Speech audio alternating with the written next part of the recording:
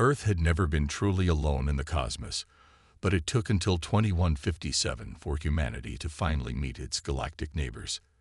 The message came on a quiet Tuesday morning, detected first by the Deep Space Listening Station in Nevada. Lieutenant Jack Murphy was halfway through his coffee when the alert sounded. His eyes widened as the signal pattern emerged on his screen. Definitely artificial and definitely not human. "Sir, you need to see this," he called to his supervisor. Within hours, the news had reached the highest levels of government. Dr. Olivia Grant, the leading xenolinguist at NASA, was pulled from her university lecture and flown directly to the Nevada facility. Her expertise would be crucial in deciphering the alien communication. "It's beautiful," she whispered, studying the complex patterns. "There's mathematical precision here, but also something like poetry." After 3 days of intensive analysis, Olivia made the breakthrough. "It's an invitation," she announced to the assembled officials. "They call themselves the Arcosian Consortium. They want to meet." The world governments debated fiercely about how to respond. Some urged caution, others excitement. Eventually, pragmatism won out. Humanity would answer the call, but carefully. The response team was assembled. Jack Murphy for military protocol, Olivia Grant for communications, and a carefully selected group of scientists and diplomats. They would meet the aliens at a designated point near Mars' orbit. The Arcosian ship arrived exactly when promised, a sleek vessel that seemed to shimmer between states of matter. It dwarfed the human shuttle. "Remember, everyone, we represent all of Earth today," Jack reminded the team as they prepared for first contact. The Arcosians appeared humanoid, but with subtle differences: skin with a bluish tint, eyes larger and more widely spaced, fingers longer and more numerous. They communicated through a device that translated their musical language. "We welcome humans to the galactic community," their leader said. "We have watched your development with interest." The meetings progressed well over several days. The Arcosians shared knowledge about star mapping and promised more technological exchanges. They spoke of a peaceful consortium of species. But Jack noticed troubling inconsistencies. The aliens asked pointed questions about Earth's defense systems. They seemed particularly interested in nuclear capabilities and satellite networks. "Something's not right," he confided to Olivia. "They're gathering intelligence." Olivia was reluctant to believe him at first. "You're being paranoid, Jack. This is the greatest moment in human history." Then came the incident. During what was supposed to be a cultural exchange, Jack caught an Arcosian attaching a device to their communication systems. When confronted, the alien attacked with unexpected strength and speed. The peaceful meeting erupted 3 days after the failed first contact. Leaders from every major world power gathered at the United Nations Emergency Council. The evidence Jack Murphy and Olivia Grant had brought back left no room for doubt. Earth faced an existential threat. Admiral Kate Bennett, a decorated veteran with steel-gray hair and a reputation for brutal honesty, took command of the newly formed Earth Defense Initiative. "The Arcosians have conquered dozens of worlds, according to the data Lieutenant Murphy retrieved," she explained, her voice steady despite the gravity of her words. "We have perhaps 2 months before their main fleet arrives." The Admiral pointed to screens showing simulations of possible attack scenarios. None ended well for Earth. "We need to unite our military forces and technological resources immediately," she continued. "This isn't about nations anymore. It's about species survival." Countries that had been enemies for generations now found themselves reluctant allies. Russian aerospace engineers worked alongside American weapons experts. Chinese quantum computing specialists collaborated with European AI researchers. The coalition formed rapidly, driven by fear and necessity. Professor Alan Wright, a brilliant physicist who had previously been ridiculed for his theoretical work on energy shield technology, was suddenly the most important scientist on the planet. His lab became the center of Earth's technological resistance. "There's something interesting in the Arcosian data," he told Jack and Olivia one late night, his eyes bloodshot from lack of sleep. Their ships emit a specific energy signature during faster-than-light jumps. If we can detect that signature and create a counter-resonance field, we could disable their ships as they arrive. Jack finished the thought. Olivia studied the alien mathematics. Their language and their technology both operate on principles of harmonic resonance. It's like they're singing their ships into existence. Then we need to find the wrong note, Alan said with a tired smile. While the scientific teams worked on defensive measures, Admiral Bennett ordered the construction of orbital platforms around Earth. Every functioning satellite was repurposed for the defense grid. Nations emptied their missile silos to arm the platforms. Jack found himself training planetary defense teams, showing them what to expect based on his brief encounter with Arcosian strength and technology. They're faster than us, stronger than us, he explained to a room full of elite soldiers. But they're arrogant. They don't expect resistance. Operation Thunderclap, as their defensive strategy was called, took shape over 6 frantic weeks. Professor Wright's resonance field generators were installed on the orbital platforms, despite being largely untested. This technology should create a disruption field that will temporarily disable Arcosian systems upon their arrival, Alan explained during the final briefing. But we only get one chance at surprising them. The waiting was the hardest part. Earth's telescopes detected the energy signatures of approaching Arcosian vessels, still weeks away but moving inexorably toward the solar system. Olivia worked tirelessly to improve their understanding of Arcosian communications, hoping to monitor their battle plans. She and Jack barely left the command center, catching sleep when they could. "Do you think we have a chance?" she asked him one night as they shared a rare quiet moment on the observation deck, looking at the stars. "I think we have to," Jack replied. "Because if Earth falls, there's nowhere else to go." The first test of the defensive system came when a small Arcosian scout ship appeared near Jupiter. The resonance field activated automatically, and the alien vessel's engines immediately failed. Earth forces captured the disabled craft intact, a crucial victory that provided even more intelligence. Admiral Bennett allowed herself a brief smile when she heard the news. "Now they know we can bite back," she said. But the real battle is still coming. The Arcosian assault began at dawn.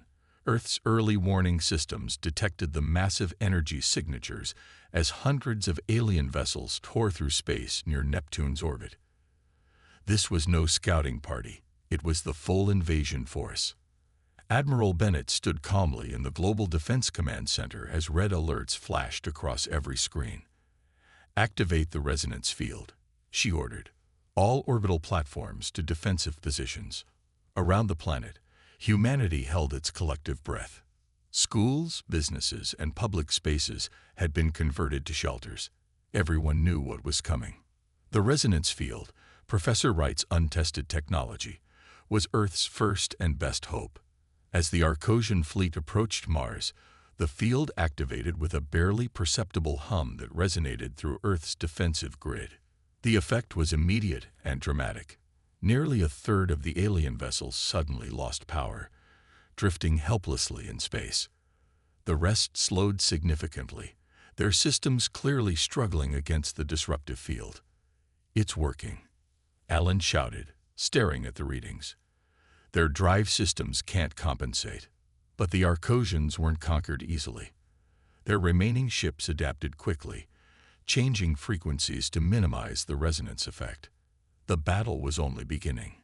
Jack Murphy, now a full commander, led the crew of Earth's most advanced warship, the Defiance. Built in secret using reverse-engineered alien technology, it was humanity's best offensive weapon. "All crews to battle stations," Jack announced as the Defiance accelerated away from Earth orbit. "We're meeting them at Jupiter. We can't let them get any closer to home." The space around Jupiter's moons became a chaotic battlefield. Human ships, though fewer in number, used the moons for cover and the resonance field for advantage. The Arcosians countered with weapons that could vaporize solid matter in seconds. From her position at communication controls, Olivia Grant coordinated between Earth forces, translating Arcosian transmissions in real time. "They're targeting our resonance field generators," she warned. 2 squadrons approaching the eastern platforms. Admiral Bennett redirected defensive forces, but it wasn't enough. 3 of Earth's orbital platforms exploded in quick succession, weakening the protective field. Arcosian ships broke through the outer defenses. On the Defiance, Jack made a desperate decision. "We're going straight for their command ship," he told his crew. "If we can take out their leadership, we might disrupt their attack pattern." The human vessel accelerated toward the massive Arcosian flagship, dodging energy blasts and debris. Jack's plan was risky, but caught the aliens off guard. They weren't expecting such a direct assault. The Defiance landed a critical hit on the Arcosian command vessel's main weapon array. For a moment, it seemed Earth might gain the upper hand. But the cost was already devastating. Major cities around the world reported Arcosian bombing runs. Sydney was partially destroyed. Mexico City suffered heavy damage. Moscow's defense systems were overwhelmed. In orbit, the battle raged for 17 hours. Human casualties mounted. The resonance field weakened as more platforms fell. Just when defeat seemed certain, Professor Wright implemented an emergency protocol, a pulse version of the resonance technology that required sacrificing the remaining power in Earth's grid. "We'll have one shot," he told Admiral Bennett.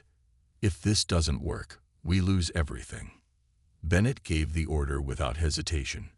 Across Earth, power systems went dark as every available watt was channeled into Wright's device. The pulse expanded outward from Earth like a silent wave. When it reached the Arcosian fleet, the effect was catastrophic for the aliens. Their ships didn't just lose power. Many exploded as the pulse triggered cascade failures in their technology. The invasion force retreated, leaving behind disabled vessels and debris. Earth had won its first victory, but at terrible cost. Millions dead, cities in ruins, resources depleted.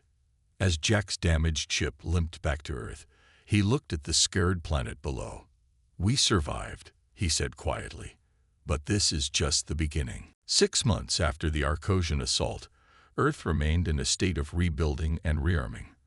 The global population, reduced by nearly 1 billion souls, worked with a single-minded purpose unknown in human history.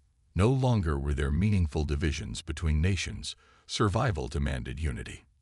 In what had once been Northern California, Dr. Olivia Grant led a team of scientists in a vast underground complex. They worked tirelessly on the technology that would allow humanity to take the fight to their enemy. "The principles are sound," she explained to Admiral Bennett during an inspection. "We've reverse-engineered the Arcosian drive systems from the captured vessels, but we've improved them." Olivia activated a holographic display showing engine schematics. "Their ships can travel through fold space, but we've discovered a way to create more stable corridors. We can go farther and faster than they can." Bennett nodded, impressed. "How soon can we implement this?" "The prototype is ready for testing. We call it the Leap Drive." Across the complex, Commander Jack Murphy oversaw the training of pilots for Earth's new fleet. The ships were smaller than the Arcosian vessels, but more maneuverable and now equipped with resonance weapons designed specifically to target alien technology. "We don't match them in size or numbers," Jack told his pilots. "But we know how they think, how they fight. They're overconfident and rigid in their tactics. We'll use that against them." At a Global Security Council meeting, Admiral Bennett presented humanity's new strategy. "Defense alone will lead to our eventual defeat. The Arcosians will return with countermeasures for our resonance technology. We need to take the initiative." Her proposal was bold. Earth would build a strike force to attack Arcosian outposts and supply lines. The Spearhead Fleet would be humanity's first interstellar military force. "We have the technology now," she explained. "We can hit them where they don't expect us and gather intelligence on their empire's structure." The vote was unanimous. Earth would go on the offensive. 3 weeks later, Jack stood on the bridge of the newly commissioned Vengeance, the flagship of humanity's counter-strike fleet. Beside him, Olivia prepared for her role as Chief of Alien Communications and Intelligence. "Leap drive is charged and stable," reported the ship's engineer. "Ready on your command." Jack took a deep breath. No human had ever traveled beyond the solar system. Initiate jump sequence. Space folded around the Vengeance and 5 accompanying vessels. For a brief moment, reality seemed to stretch and compress. Then the ships emerged near a small Arcosian outpost orbiting a red dwarf star 12 light-years from Earth. The surprise was complete. The outpost fell quickly, with minimal damage to its databases and communication systems. Olivia immediately began extracting intelligence. What she discovered changed everything. "Jack, look at this," she called, her voice tight with excitement. "The Arcosians aren't just conquering for territory. They're systematically hunting certain species that possess specific mental abilities."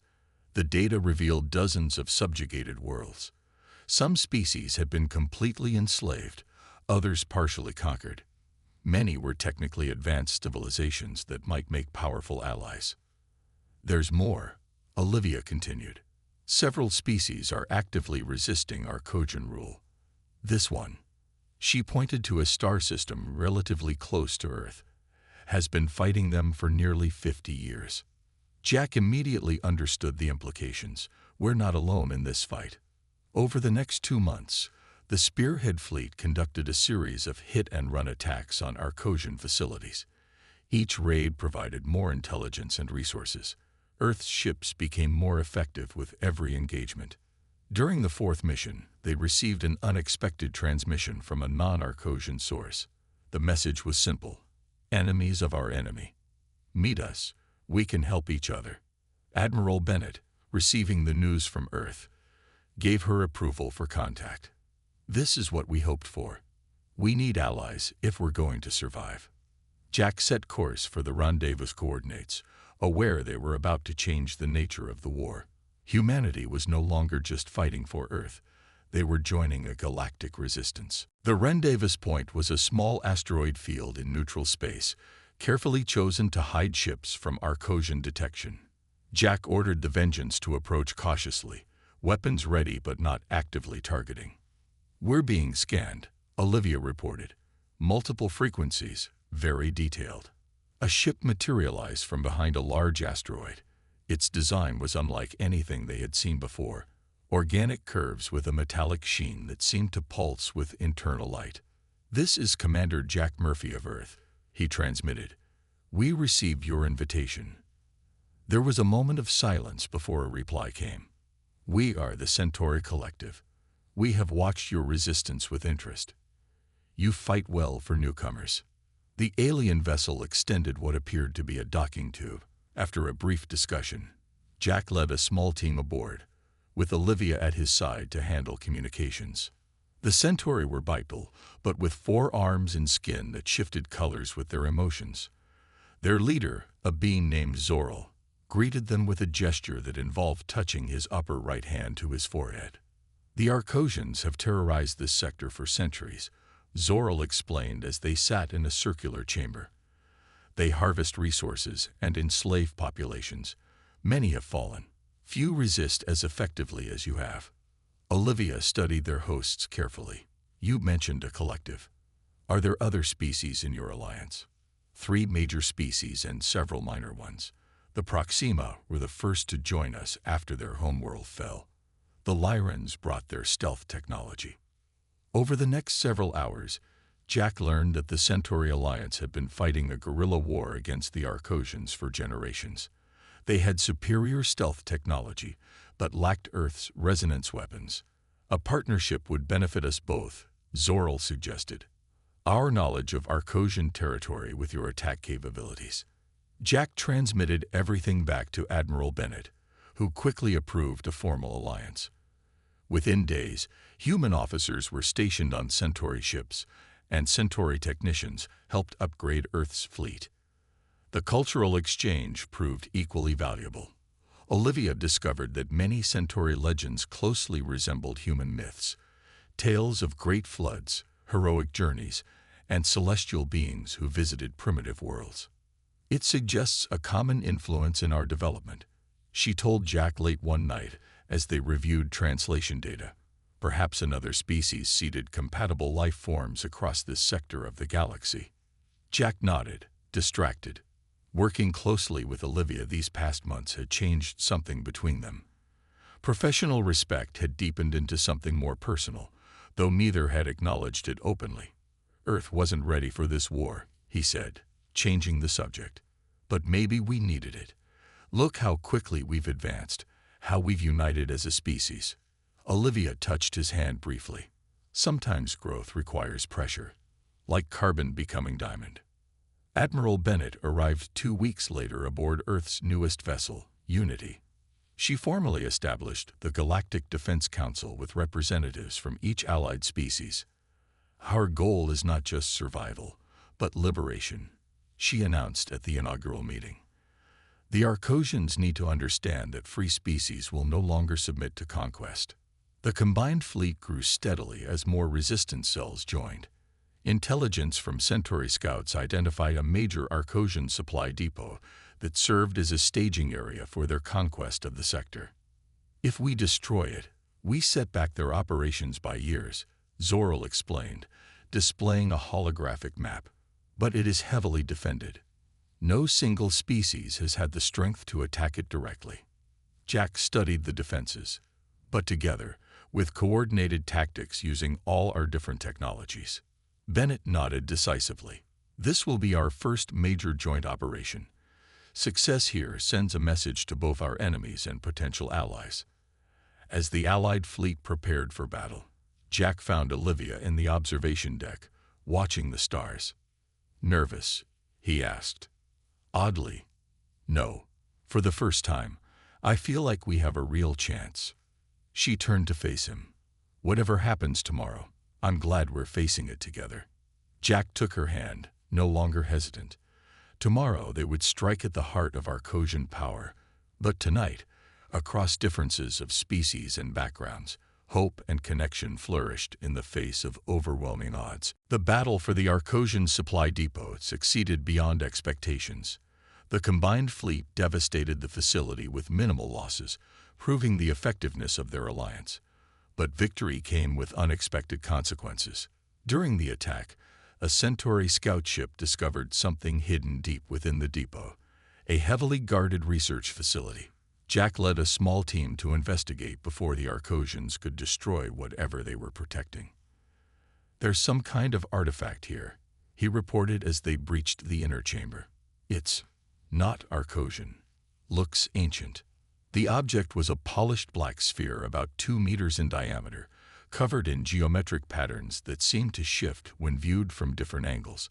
It pulsed with a faint blue light from within. Professor Alan Wright, now serving as Chief Science Officer on the Unity, examined the artifact after it was safely transported to the Allied base. This technology predates the Arcosians by thousands of years, he announced after 3 days of continuous study. Based on the decay rate of its power source, I estimate it's at least 50,000 years old. The Allied Council gathered to hear his findings. Zoril and the other alien leaders seemed particularly concerned. There are legends among our people, Zoril explained, of an ancient race called the progenitors who seeded this part of the galaxy with life. They supposedly left behind devices of immense power. Ellen nodded. That aligns with my findings. This device contains technology that manipulates the fundamental forces of reality. The Arcosians were clearly trying to weaponize it. Can it be decoded? Admiral Bennett asked. Not by humans alone, Alan admitted. The mathematics are beyond our current understanding. Zoril's skin shifted to a deep purple, perhaps not alone, but together. Over the next month, scientists from each allied species worked together to understand the ancient technology. The Lyrans contributed their knowledge of quantum mechanics, the Proxima their expertise in energy manipulation, and humans their innovative approach to problem solving. Olivia played a crucial role, using her linguistic skills to identify patterns in the device's interface that resembled mathematical expressions. It's not just a weapon, she explained during a breakthrough. It's a resonance device, but far more advanced than anything we've developed. It creates fields that can affect matter and energy across vast distances. Alan's team constructed a working model based on the ancient principles. They called it the Cosmic Resonance Device, or CRD. In theory, Alan explained to the Council, this could disable every piece of Arcosian technology within a star system simultaneously, not temporarily, like our current weapons, but permanently. The implications were staggering. Such a device could end the war instantly, but ethical concerns arose immediately. This would affect their civilian technology too, Jack pointed out. Life support systems, medical equipment, everything. It would be devastating. The Arcosians have shown no mercy to conquered worlds, a Proxima representative countered. Why should we show them any?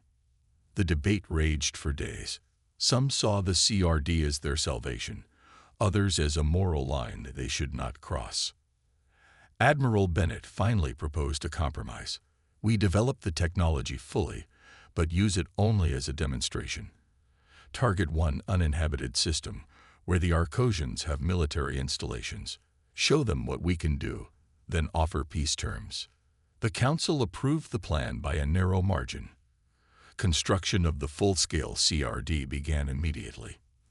The device required a delivery system that could penetrate deep into Arcosian territory, a suicide mission by any reasonable assessment. The ship would need to reach the designated system, activate the device, and transmit the results before the Arcosians could respond. I'll lead the mission, Jack volunteered when the call went out for crew. I've survived Arcosian territory before. Admiral Bennett reluctantly approved his request. The fate of multiple species may rest on this mission, Commander. Choose your crew carefully. That night, Olivia found Jack in his quarters, reviewing mission parameters. You don't have to do this, she said quietly. Other pilots scolded. No, he interrupted. It has to be me. I need to see this through. She took his hands in hers. Then I'm coming too. You'll need a communications expert who understands the device. Jack wanted to refuse, to keep her safe, but he recognized the determination in her eyes. They would face this final challenge as they had faced everything since first contact, together. The mission ship Redemption slipped through space virtually undetected, its hull modified with Lyran stealth technology. Jack, Olivia, and a small crew of mixed species had trained for weeks for this moment. Their target, an uninhabited star system with a major Arcosian military outpost. Approaching final jump coordinates, reported Sam, the human pilot. Leap drive is charged and stable. Jack nodded, his face grim. Proceed. The ship entered Fold Space 1 last time, emerging on the edge of the target system. Immediately, alarms signaled Arcosian patrols in the vicinity. They've detected us, Olivia warned. Multiple vessels converging on our position. Keep course, Jack ordered. All power to stealth systems and engines. We only need to reach the deployment point. The Redemption accelerated toward the system's asteroid belt, where they planned to activate the Cosmic Resonance Device. Arcosian ships gave chase, firing energy weapons that blazed past the human vessel. In the engine room, Professor Alan Wright made final adjustments to the CRD. He had insisted on joining the mission, arguing that only he could ensure the device worked correctly. Ready for activation, he reported. Once started, we'll have 5 minutes to transmit our message before the resonance wave expands. The ship shuddered as a glancing hit damaged their port side. Hull breach in Section 4. Sam called out. Sealing emergency bulkheads. We're not going to outrun them, Jack realized. Change of plans. We make our stand here. He ordered the ship to take position behind a large asteroid, using it as cover while they prepared the device. Olivia began transmitting on all frequencies, making sure the Arcosians could hear their next communication. CRD is active, Alan announced. Counting down. Jack took a deep breath and activated the ship's communication system. His message would be broadcast to the Arcosian fleet, and through their network, to their entire empire. Attention Arcosian forces. This is Commander Jack Murphy of Earth. For too long, Your empire has conquered and enslaved free peoples across this galaxy. Today that ends. On the main screen, they could see Arcosian ships surrounding their position, preparing for a final assault. In 4 minutes, we will activate a device that will neutralize all Arcosian technology in this system. This is a demonstration of what we can now do to any system, including your homeworld. Olivia added coordinates to the transmission. Star charts showing the Allied fleet's positions near other Arcosian strongholds, all equipped with CRDs. This is humanity's warning to your empire and to all who would threaten free worlds. Choose peace or face extinction. The decision is yours. The Arcosian ships suddenly halted their approach. Their commanders were clearly confused by the bold threat from a cornered vessel. 2 minutes, Alan warned. An incoming transmission appeared on their screen. The Arcosian Supreme Commander, a tall figure with the distinctive blue skin of the ruling caste, appeared. Your threats are meaningless. No weapon could affect an entire system. Jack smiled grimly. You've underestimated us from the beginning. That was your first mistake. 30 seconds, Alan called. This is your only warning, Jack continued. Withdraw from all conquered territories and recognize the sovereignty of all species, or we will deploy these devices throughout your empire. Device activated. Alan shouted as the CRD reached full power. A wave of energy pulsed outward from the Redemption, invisible but unstoppable. As it reached the Arcosian vessels, their lights flickered and died. Weapons systems, engines, life support, all failed simultaneously. On the Redemption, Olivia monitored the effect. It's working exactly as predicted. Every piece of Arcosian technology in the system is shutting down. The Arcosian Supreme Commander's image flickered as their communication systems failed. The look of shock on the alien's face was clear even across species barriers. 3 days later, the Redemption docked with the Unity. Jack, Olivia, and the crew were welcomed as heroes. Admiral Bennett met them with unexpected news. The Arcosian High Command has requested peace talks, she told them. Your demonstration was quite convincing. In the months that followed, a new galactic order emerged. The Arcosian Empire grudgingly withdrew from conquered territories. The Alliance of Free Worlds, with Earth as a prominent member, established the Interstellar Concord to maintain peace. Jack stood with Olivia on the observation deck of the newly constructed Earth space station, watching ships from dozens of worlds arrive for the signing of the Concord Charter. Not bad for a species that only recently discovered we weren't alone, he said. 5 years after the signing of the Interstellar Concord, Earth had changed beyond recognition. Humanity's cities gleamed with integrated alien technology. Ships from dozens of worlds regularly visited Earth's orbital stations, bringing trade and cultural exchange. Jack Murphy, now Admiral Murphy, stood in his office overlooking the rebuilt San Francisco Bay. The Golden Gate Bridge had been reconstructed with Centauri alloys, glittering with subtle lights that changed color with the tides. Admiral, the Council is ready for you, his aide announced. Jack nodded and straightened his uniform. As Earth's representative on the Interstellar Concord's High Council, his responsibilities had grown far beyond military matters. Today's meeting was particularly important. He entered the circular chamber where representatives from 17 species sat in a carefully arranged pattern. Olivia was already there, now serving as Earth's chief diplomat. Their eyes met briefly, sharing a private smile before returning to professional composure. Zoral, the Centauri leader who had first reached out to humans, called the meeting to order. We face a new development. Our deep space monitoring stations have detected signals from beyond the known regions. Someone is coming. The chamber fell silent. After years of relative peace, the prospect of a new encounter made everyone uneasy. The signals do not match any known species, Zoral continued, but they are definitely artificial and approaching at remarkable speed. Admiral Bennett, now Supreme Commander of Concord Forces, displayed the signal patterns. They'll reach our outer monitoring stations within 3 months. Jack studied the data. Are they Arcosian allies coming to seek revenge? Unlikely, Olivia replied. The patterns don't resemble Arcosian mathematics at all. This is something entirely new. The council debated how to respond. Some favored immediate military preparation, others a cautious diplomatic approach. The memory of humanity's first disastrous contact with aliens was still fresh. We should apply what we've learned, Jack suggested.